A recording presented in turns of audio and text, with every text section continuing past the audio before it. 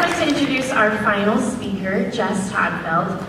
A few months back, we were fortunate enough to host Jess here on a couple of different media trainings, and he just did such a great job, and we got great feedback from the industry. And I know I was able to attend his media training a couple days ago, and he just does a great job. So we are very happy to welcome back Jess Todtfeld.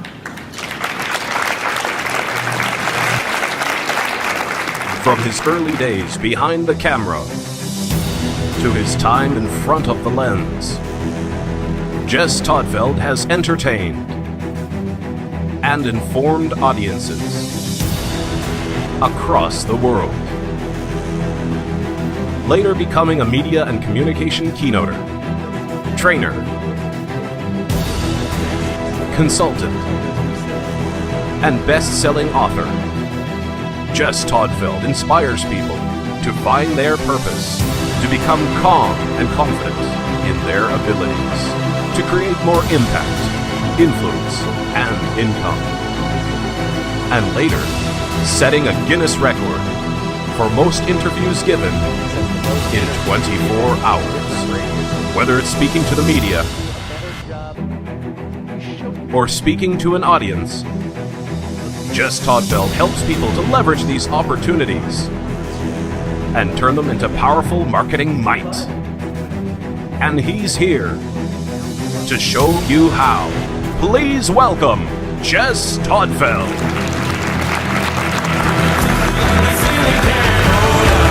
Stand up! I want to see Colorado show some spirit! Stand up! Stand up!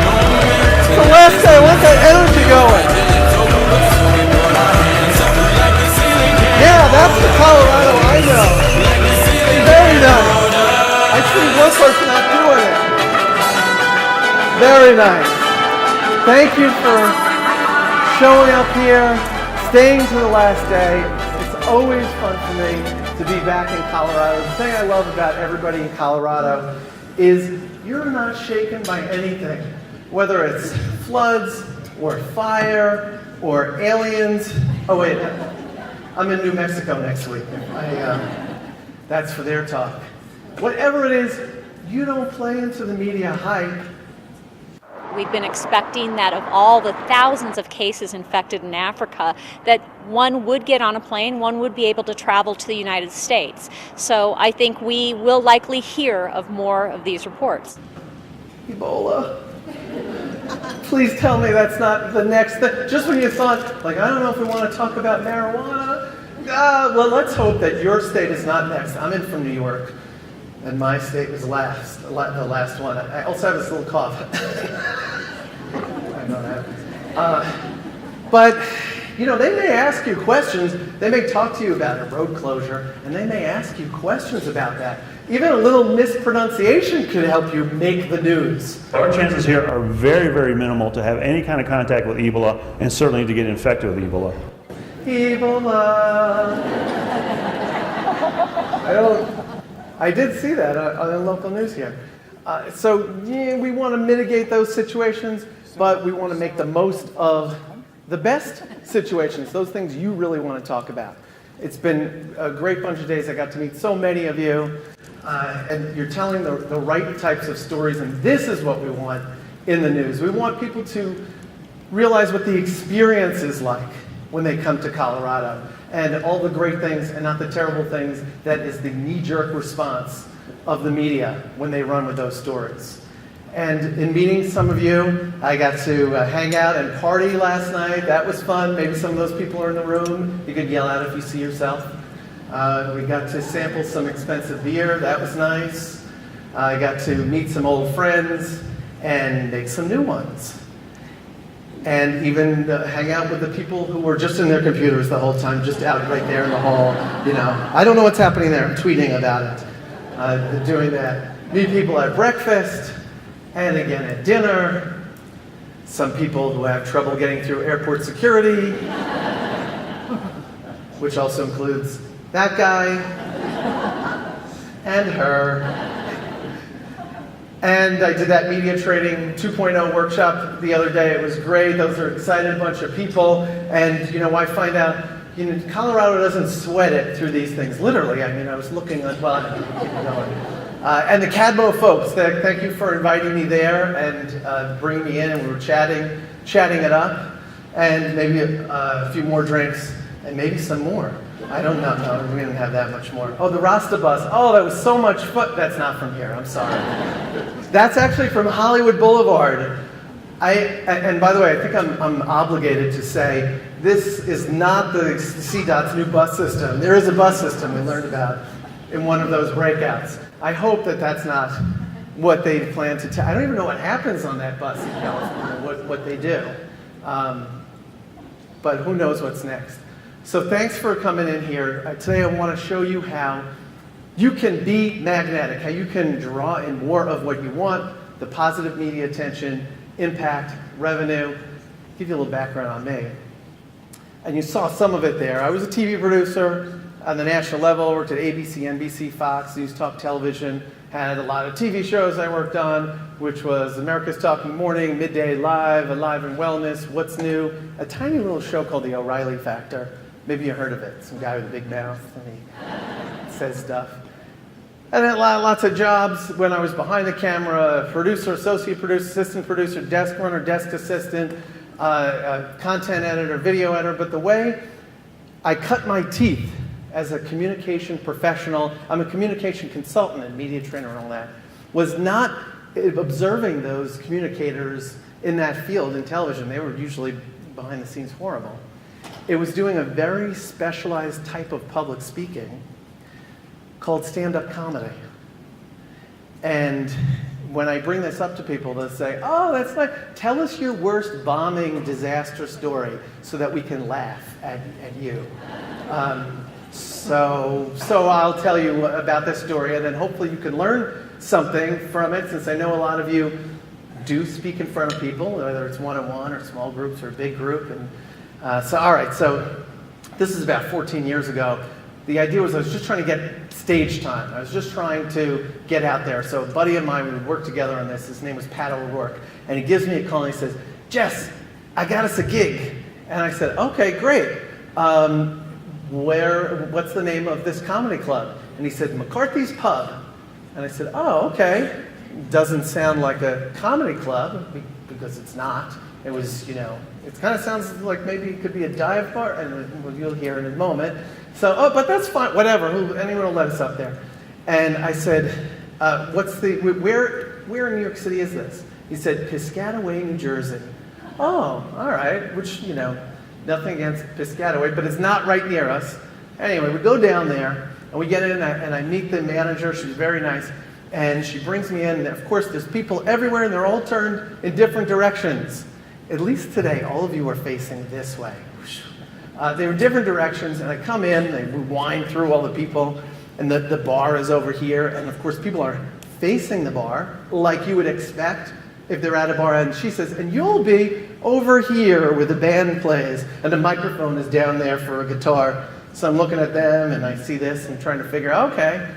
But they did set up 3 rows of chairs at least, and these people were sitting there and ready for something. Okay, fine. So I take the mic and I bring it up high over here, and I said, all right, I'm going to start my thing. You ever notice? I used to do a lot of the you ever notice material. It was popular at the time. Trash bags, why did they stick together? It wasn't that great.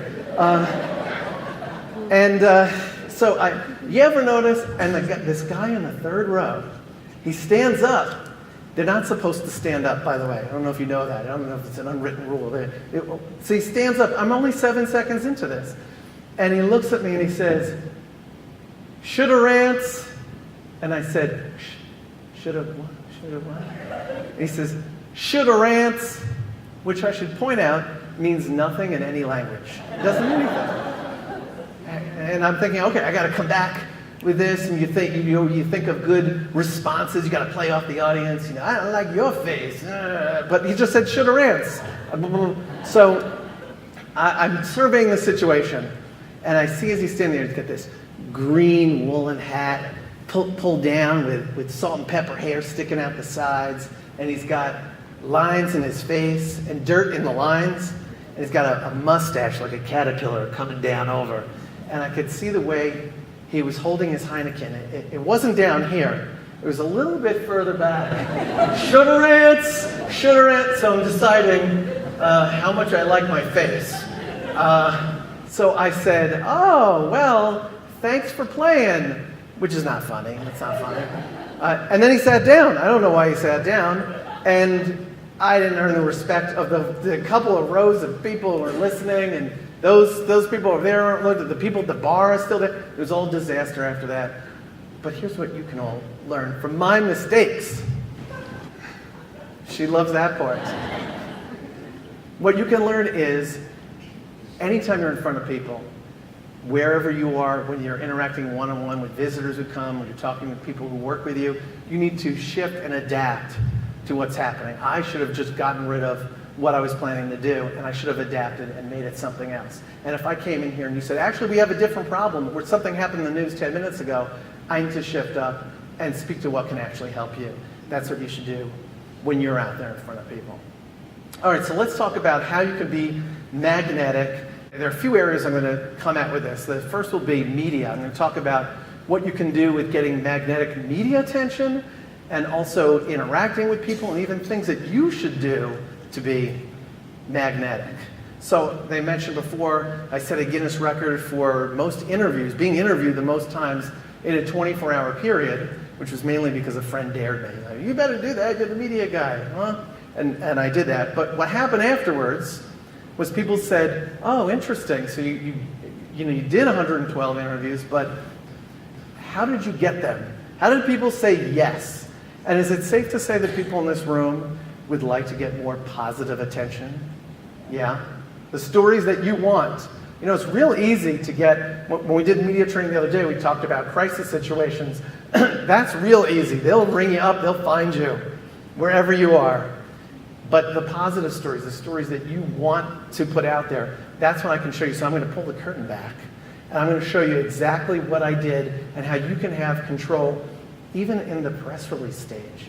In fact, I hate the name press release. It's this old type of thing that's just boring, and the one size font. The most interesting thing on there has nothing to do with the story.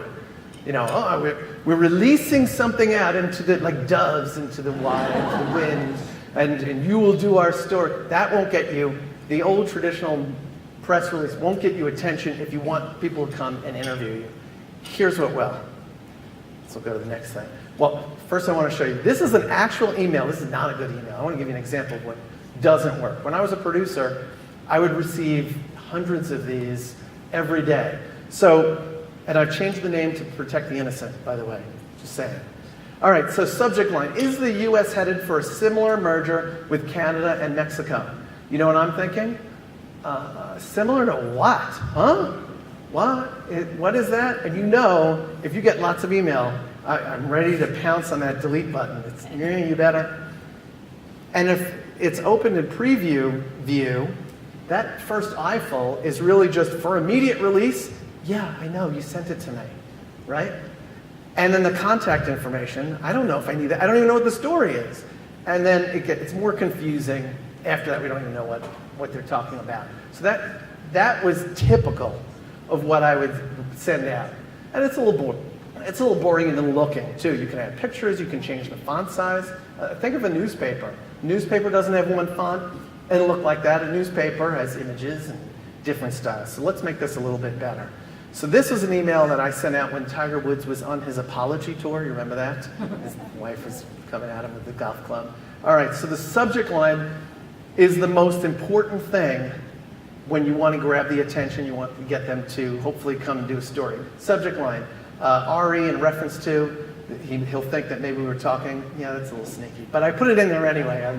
Only one time in all the years since leaving television, it's been 11 years doing what I'm doing now, did anybody ever say, hey, you put RE on there, we weren't talking. Only one time.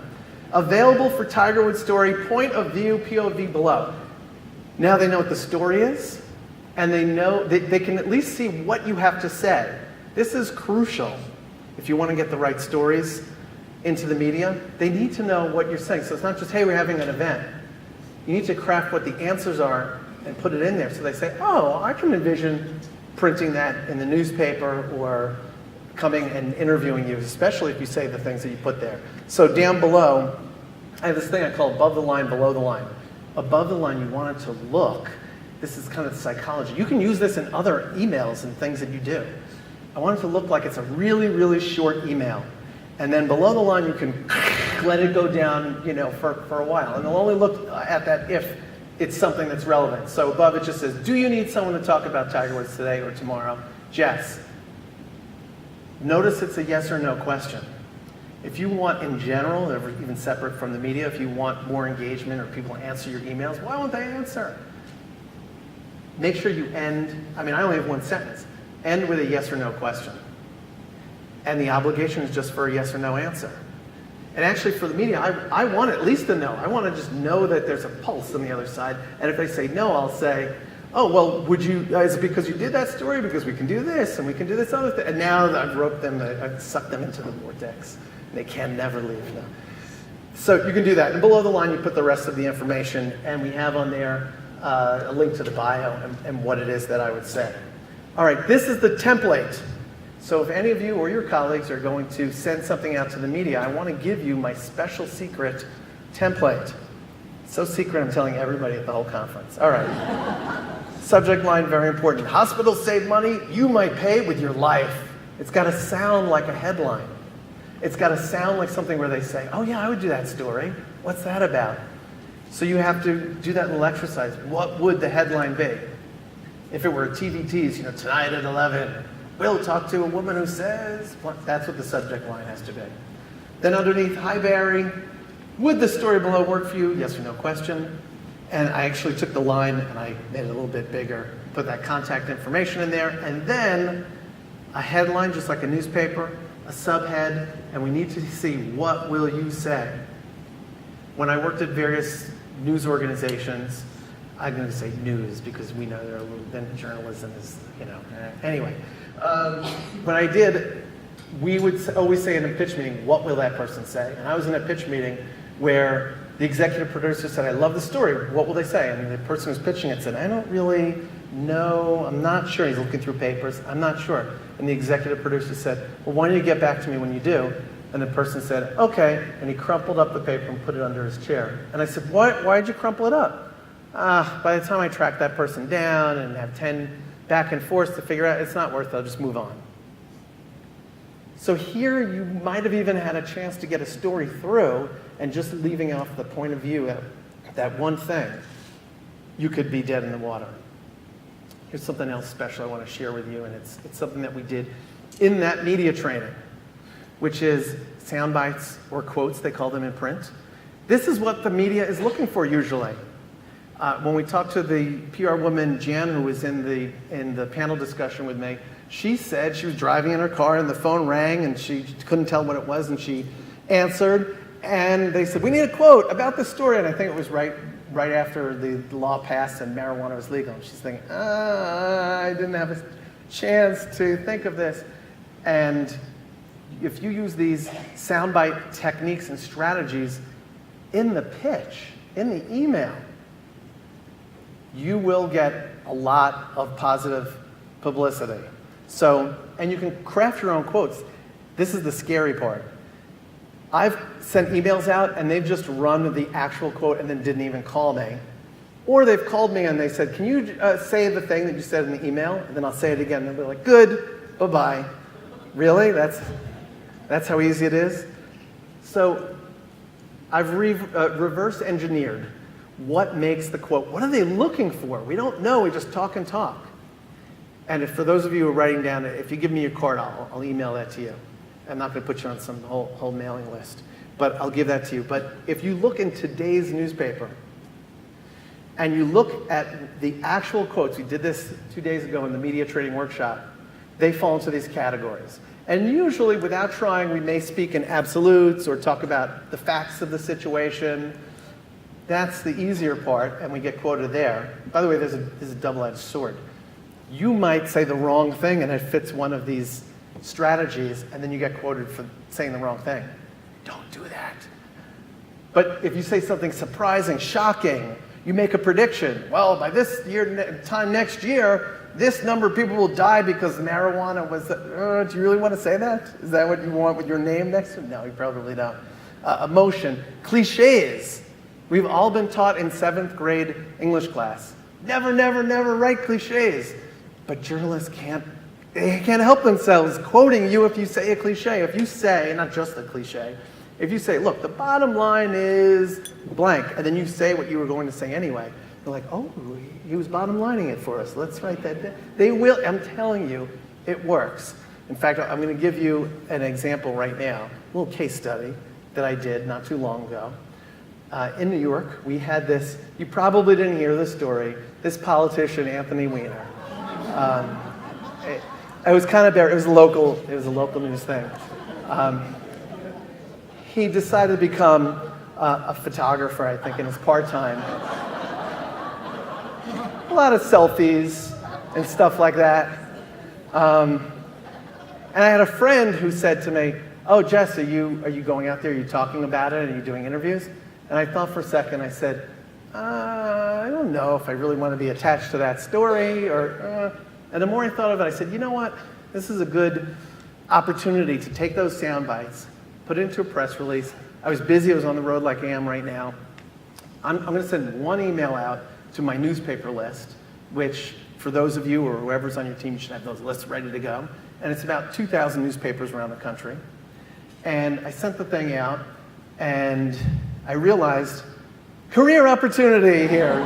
His loss was my gain to run this little test. So what ended up happening? This was the email.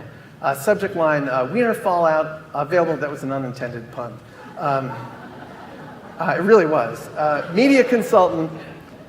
And then I said, if you're looking for a media consultant to provide quotes on the Representative Wiener story, he hadn't stepped down yet.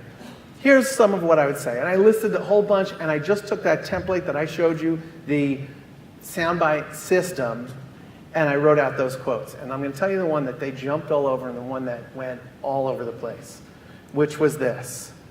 It was, can he repair his image? It's a rhetorical question, one of the elements. He could never, an absolute, get past this story.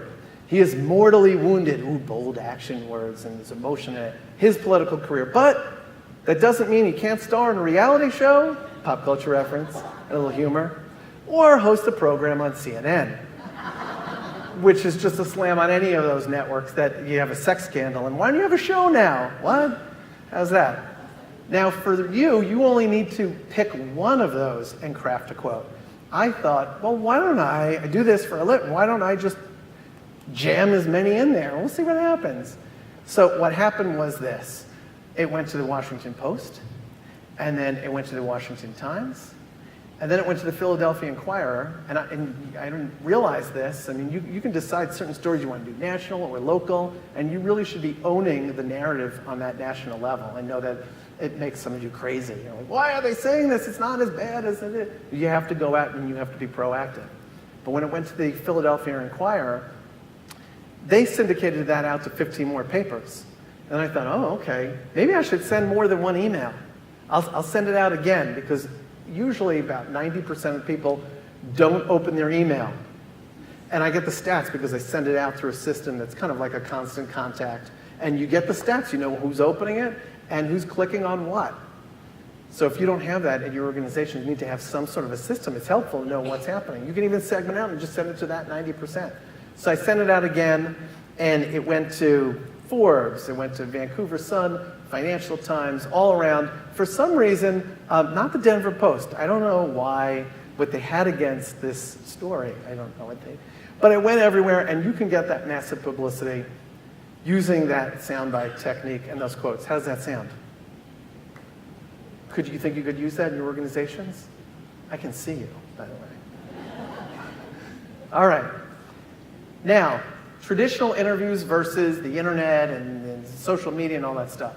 So this one I was out there, I was talking about Charlie Sheen was winning. He's winning. And the point I want to make is more people saw that interview that I did when it was on YouTube. YouTube is the #1 TV channel in the world, and all of you have 100% access to it. All of you can create your own narrative. You can decide if you like the final product. You can go back and edit it 20 times. Have an intern edit it too. How cool is that? They're probably even better, and they're getting college credit, and they're thrilled. But I'm saying even better if you did it yourself. You can outsource it too. When you can give it to the great folks that we have back here doing the AV work today. I'll give them a shout out. Hey, they're not paying attention. All right. You can get more mileage after the interview. It's not just YouTube. You should be pushing the things that you like out on social media, and you should have it on your web pages. If you have email newsletters, I hate calling it a newsletter. Don't call it a newsletter. Name it something of value. How about the weekend getaway checklist? Oh, I'll open that up, but just newsletter from your area? I'm not sure. So you can get more mileage after the fact, and people will see it, and you may have a great interview that helps your organization out and drives people coming in for the next 5 or 10 years. You can even add your own wraparound around it. You can't underestimate the power that you have when using YouTube. Now, some of you may have seen this video. Did anybody see this? This was sent out, you did. This was sent out on Monday to every person at this conference. And this, I'm showing it, I'm not trying to pat myself on the back. I want to show you that you can create these easily. I shot this myself. I used one of these selfie sticks, and I held, let's see if I can do some of it right now. I'm wired up for a bunch of other things here. And I'm actually wearing the microphone. And you see that Times Square is 2 minutes from my office. And I figured, okay, good backdrop to say, hey, I'm coming to town, come to my session, and you'll see what that's all about. So it's super easy. You can buy the microphone right off of Amazon, and we'll put this thing on here. You put it in selfie mode. It's called the Smart Lav. And I'm just showing you, the reason why I'm showing you this is you can go out and talk to the camera and be your own camera person. You don't even need another person. Don't step on it and break your phone. How about I hold the wire right there? And then you see yourself, we'll switch this way, and you can create some amazing things. You can interview people. My teenager, my 14-year-old son, saw me doing something with this. And he said, you look nerdy with that. That looks silly. I don't know. And I said, come over here and look at the video I just shot. And then he said, I want one. It looks like you have a camera crew walking backwards, that's watching your every move, and you can have these high shots. Hey, in fact, talk about being magnetic. Why not take every person on my Facebook feed and point them toward all of you? So how about, let's see here. I'm going to put the timer on. How about a group selfie over here? All right, everybody get in. You can't get in. Make sure to smile. All right, this one has a timer on it. 3, 2, 1. That was terrible. Nobody, there was something like, hey, how about a little bit more energy on this one? Like, like you're awake. All right, let's try it again. All right, I'm going to put it on there. You can tag yourself. All my people will see it. You can mention where you are, and they're like, where were you? They'll be going to your organization's website, your destination's website. Let's see some good energy on this one. Like now. How's that? All right. 3, 2, 1. All right. That's good. You'll be on there in about 10 minutes or whatever I'm done talking. That's how easy it is. And you know what? People really did that. Actually, I think she blinked in that one. No, you're okay on that. You're fine with that. People love that. And they love that they show up on your feed. And you love that all of their people are now saying, where were you? What is that destination? Does it cost you anything? No. It was called the iPhone. No, this is called, and you can use it with other phones. No, this thing is called a selfie stick, and there's so many different brands. And this thing is called the Smart Lav, like lavalier microphone. And then they suggest you get the extension cord, which I think was an extra $6. The microphone was about, I think, $79 here. And I'm just making sure I'm recording the audio today. I want to make sure I don't destroy something. Okay, so, and we're back. You can do that. In fact, you should do that. You should do that before events. And the more you highlight other people, the more you make it about them, as you were on that shot, the more excited people get. And you should do that. We want you to be magnetic, and we want your destinations to have magnetic attention. So what can we do? Be memorable. All right, everybody, go be memorable. He didn't tell us how. This conference led off with a session on storytelling. We should tell the right stories. Well, I did two things a little bit earlier. I did the opposite of telling a story when I talked about my bio. I did what is known as the data dump. I just dumped data of every last thing I ever did, and whenever I do that, you ever see everybody do this in their seat, and they lean back, and then I followed it with a story. But let's just test how memorable a data dump is, because we don't realize we do this sometimes. So I'm gonna break down, it was the data dump on my bio. I'm gonna break it down. First I talked about networks I worked at. What were some of the networks I worked at? ABC, NBC, Fox, not CNBC. There were about two other ones, but you know what? That's usually pretty easy. There are only so many networks. Let's move on to shows I worked on. O'Reilly. Midday, something. Close is not usually good in business. Not Dancing with the Stars. I didn't do that. All right, we get one. We remembered one. And then I named every last job and title and thing. What job titles were in there? Producer, desk assistant, not just regular assistant. One. People murmuring, what? I'm going to give you 2 or 3 out of 18. I even enlisted another 10 that I didn't even have. I was mainly just a producer the whole time, but I needed it for this exercise. All right, not that memorable. Then I followed it by telling a story about a very specific public speaking situation that didn't go my way. Let's break it down into 3 parts again. Who are the characters in the story? My friend. What was that? The man at the bar. Me. What's that? Oh, we're going to get to that. And the manager. We got every character. Okay. What was the setting like? What do you remember about the setting? A bar. Someone said a dive bar. New Jersey. Where in New Jersey? Piscataway, New Jersey. What is this table? What is that? It was set up awkwardly. What else about the way it looked? Someone said something about the bar. What is that? People were at the bar ignoring me. Yes. Anything else about the setting? 3 chairs and the microphone. And it was down low. Exactly. You remember every last thing about this. And okay, yes, there was a gentleman who was sitting out there. What do you remember about this person? Green hat. Caterpillar mustache. Salt and pepper hair. Dirt in the lines. He's even going like this. He's doing the line. And what's that? He had a beer bottle, and what was the brand of beer? That's being memorable. That's how you tell a story. The question is, what stories can you tell about your destinations? Can you tell them on video? Can you tell them in person? Tell your stories. Go out there and be memorable. All right. That is the visual of a data dump. Aren't you glad I didn't do that to you today? We've been on the receiving end of that. And the reason why it works is our brains remember images over just text or lists of data. By the way, my apologies. I've now ruined all of you for doing the data dump after today.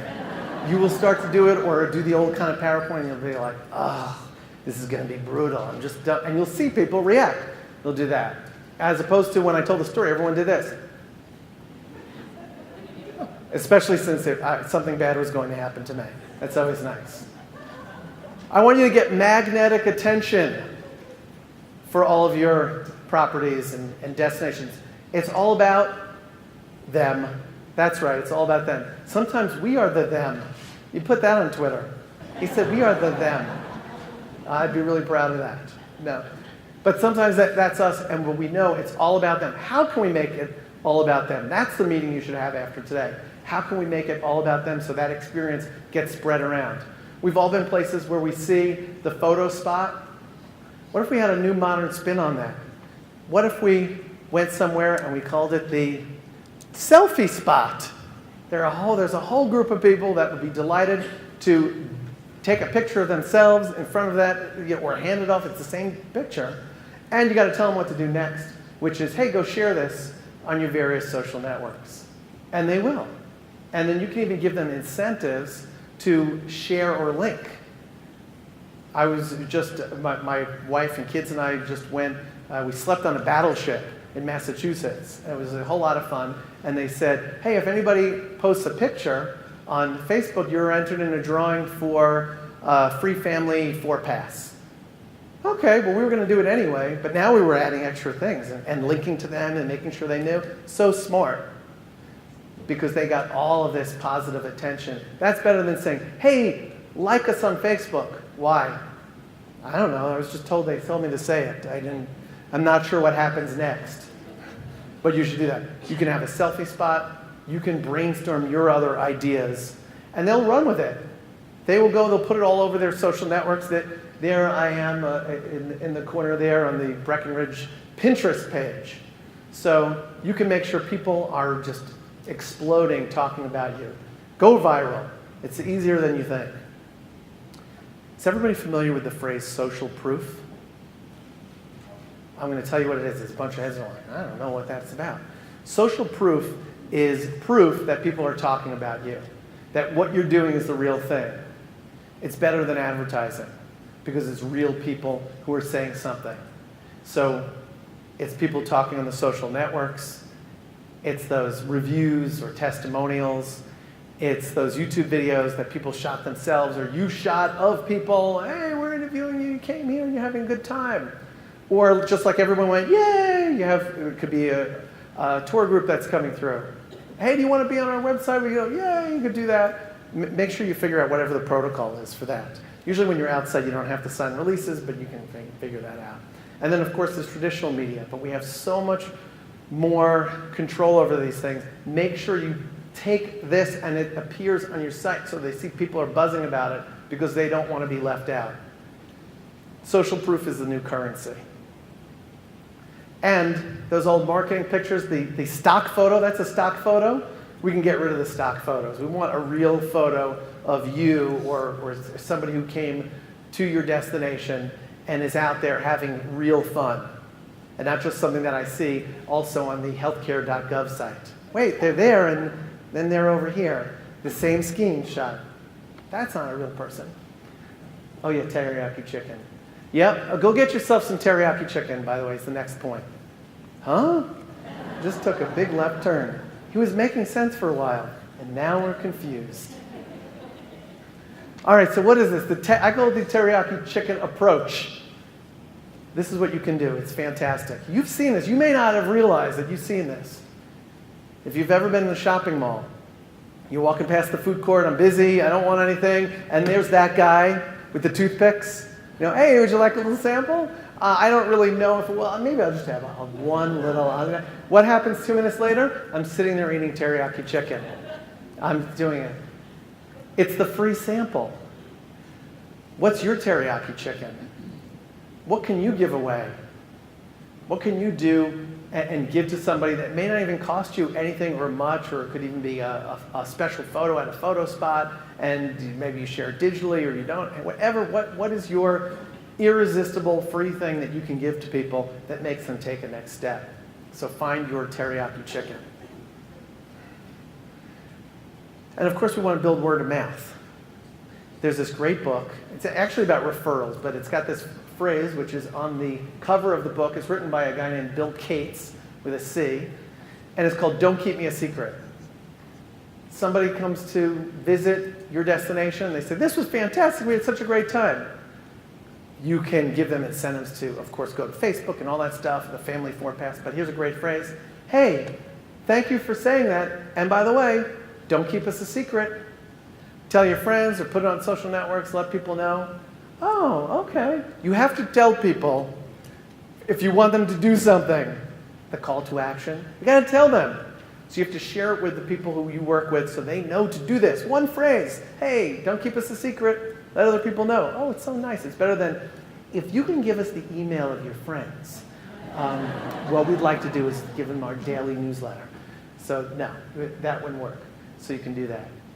So we talked a little bit about how you can be magnetic with getting the media's attention and how You can use some of these marketing ideas. But there's one other piece of this equation, one other component. You! What can you do to be a better part of the whole equation?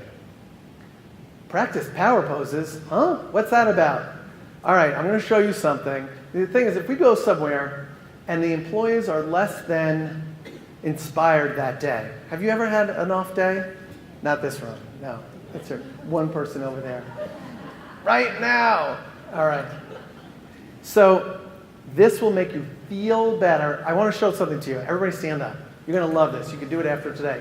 You would usually do this not in front of people. Because you may, well, you'll say.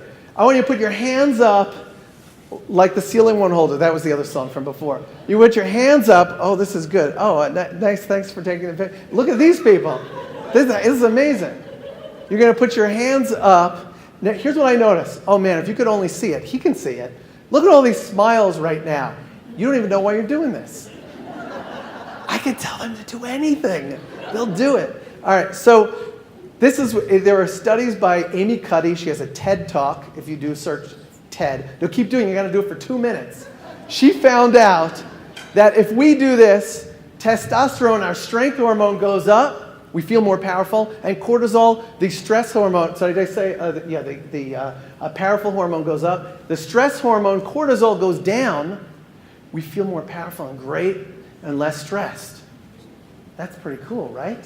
This is awesome. I'm glad he's taking care. Okay, you can put your hands down, and you can sit down. Simon didn't say the power. Now I'm going to go home tonight. And I'll be told, did you take the trash out? But I was just on the stand. Everyone, listen. It's good. Tell me when you're done with the trash. The opposite is true, by the way, which is on a normal day, we might be kind of sitting in that chair and the computer coiled up. The more we're doing this and tighter, I'm almost in a fetal position. Then cortisol goes up, our stress hormone, and that powerful hormone of testosterone goes down. We feel crummier. So if you don't want that, and you want to feel great, whoever it is interacting with the public. And when I tell people this, that you go kind of privately before, to start the day. I mean, unless the rest of your team knows. And you're like, this is going to be a great day, let's do it. Everybody loves that. You can do it. And here's kind of an interesting thing. Primates in the wild do this thing. Who showed them? Where did this come from? Blind people have known to do it. They didn't see anybody do it. Young children. In fact, last winter I looked out the window, I saw my 9-year-old Miles. He was throwing snowballs at his friend, and I think one of them hit his friend in the nose, and success! He was really thrilled. It was a perfect example. I'm shooting it through the little screen over there, and he was very proud of himself. We do it naturally, and we feel great. Every single one of you smiled. You can do that after today to completely change your day. And when you do that, you will be magnetic. People know something's different about you. You seem more likable or interesting, better looking. Your hair is growing. All right, I'm overselling it probably. This one you'd think I wouldn't have to bring up, right? And people complain, customer service is at an all-time low. And maybe that first impression when someone goes to your destination is somebody who's not smiling. You don't want them to walk in and see that, right? Oh. We know that person. That's the grumpy cat from the internet. We see that. I know a few people who look exactly like that all day. Actually, I worked with somebody like that, and then I was trying to be cute and lift her day up, and she says, don't you try to make me feel better and be happy today, Jess. You don't want to be happy? She wanted to be upset all day. That's okay. It's a free country. All right, what else can you do to be magnetic? How about do something unexpected? Help somebody that wasn't expecting it. They come to your location. Maybe you have something that you offer that's unexpected. Tom Hill, who I met the other day, who's somewhere around here, he was telling me that at his location, he said, I came up with this idea where we're going to buy $10,000 worth of free stuff, and we're going to give it to people when they come here, including gold. I said, what? They're going to pan for gold. We're going to have real gold, and it's not going to be crummy. It's going to be great. We're going to spend 10 grand. We're going to have food. And I said, how'd that go? He said, well, when I told our board of directors They said, "Why? What are you talking about? You've lost your mind."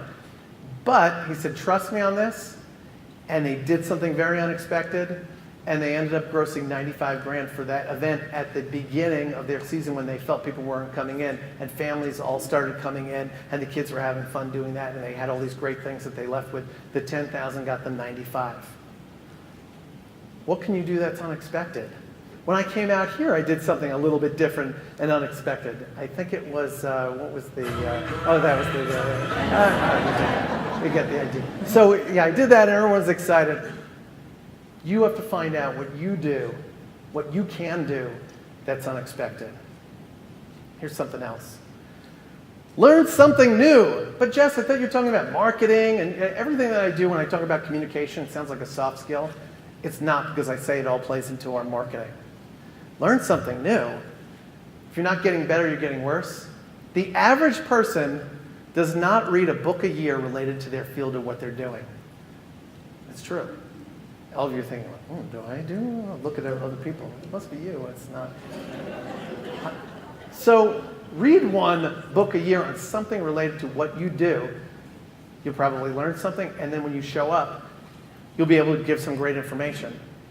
Last week, I was in New York at the Pennsylvania Hotel, a historic hotel, and we were waiting to get in the room, and I said to the woman who worked there, "I know it's been there for at least 100 years. I said, "So what do you know about the history of the hotel?" And she said, "I don't really. I mean, just this room, I know. How many people come in here? Really? That's all you know?" Like, you could Google it for 1 minute. She didn't have to read a book, which I did. And I said, "Oh, this is kind of interesting." And she said, "Yeah, we'll let you in the room now."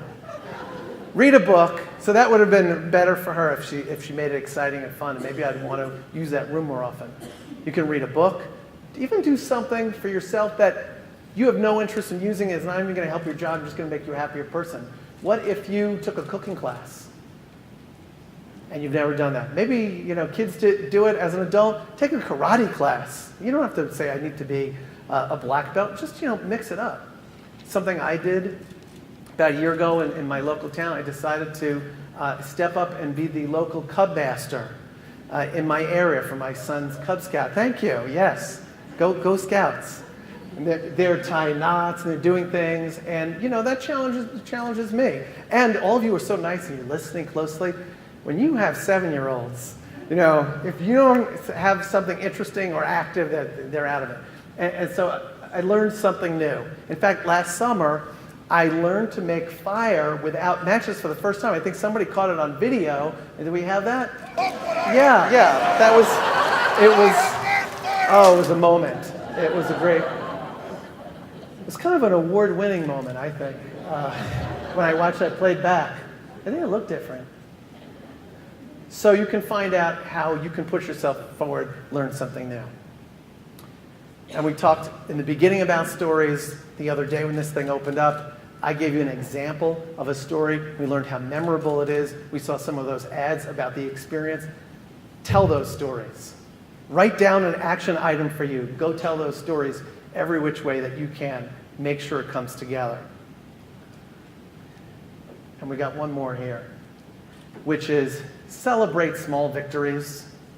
This is something that really can brighten up your organization, something I started doing, and it's a wonderful little technique. Well, when we were kids, we would get a gold star. We don't get gold stars anymore. You do something right in your job, I know, right? She's upset by that. And salespeople, when they close a sale, sometimes salespeople, ding. It's kind of anticlimactic, but ding, we made a sale. Get back to work. But what do we have? How can we celebrate small victories? So as we prepare to close this up, I'm going to have you stand one more time. Simon says that it's okay. I'm going to have you stand for this. You can do this. Something happened in your office with your colleagues, yourself. Maybe you're alone. Maybe you're not alone. You can have a 1-minute dance party. That's right. You can do it anytime. And I want you in on this. She already started. All right, get ready. You got to do this because you're already standing. Let's do it. Come on. You can do this just like this. One hand. You go like that. You can mix it up a little like this. You can do that. You can do that. You can do a little of that. Do that. Right, I love this group over here. Come on, I want to see you. Oh, this group. He's got the hands up again. That's nice. All right, right over there. I love it. You can do this anytime at your office. 1 minute. How about that?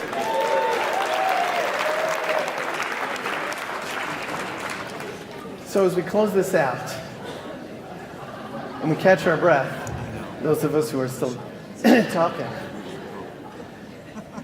I want you to take what I told you today. Don't just write things down. I want you to act on it. I want you to tell those big stories.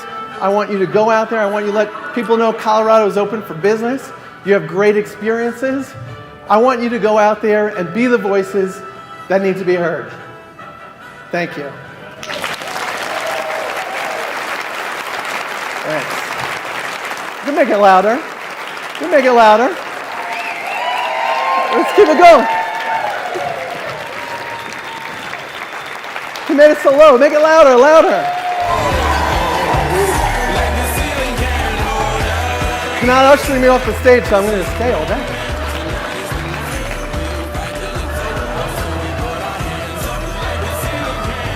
I don't know who's next.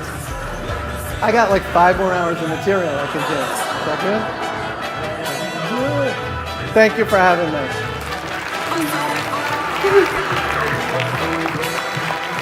How you doing? Thank you. Hey, thank you. Thanks.